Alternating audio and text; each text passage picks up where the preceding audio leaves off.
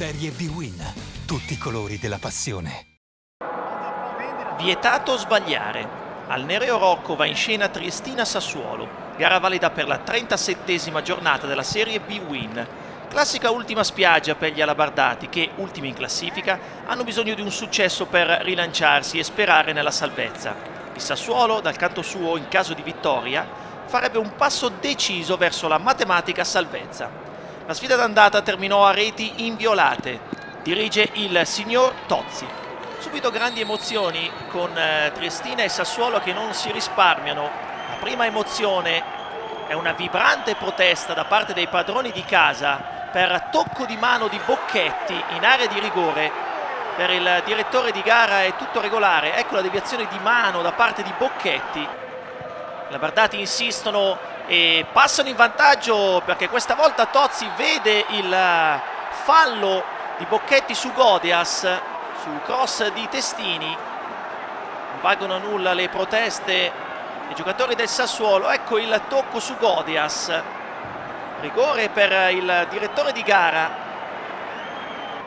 Il dischetto va a Testini, la rincorsa ed è 1-0 Triestina, settimo gol per il capitano della squadra di casa, non lascia scampo a Pomini.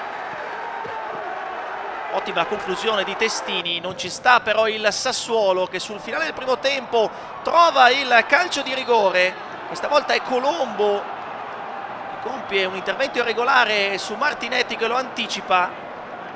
Inevitabile il penalty, ma questa volta Colombo dice no a De Falco, miracolo dell'estremo difensore alabardato. Rivedibile la conclusione di De Falco, però bravissimo Colombo, non si fa sorprendere. Ripresa altrettanto scoppiettante, pronti via, e ci prova il Sassuolo con questo rinvio lungo. Riccio, ma ancora Colombo, meraviglioso a dirgli di no. Grandissima parata di Colombo. Dalla parte opposta arriva però il 2-0 con Godias che su corner di Testini trova la deviazione sotto porta. Non ci arriva Pomini. E al 57esimo arriva il 2-0 degli alabardati. Bello il tocco di Godias.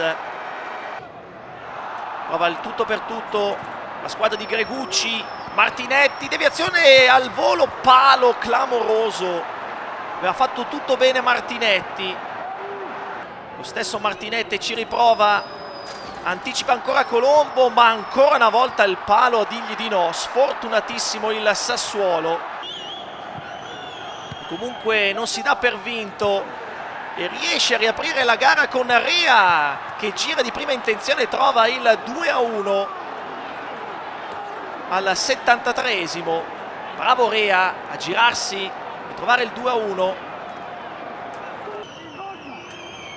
Ultima occasione è di Piccioni, ma Colombo insuperabile. Finisce quindi 2-1 per la Triestina che si rilancia in classifica. Passo falso del Sassuolo che si è svegliato davvero troppo tardi.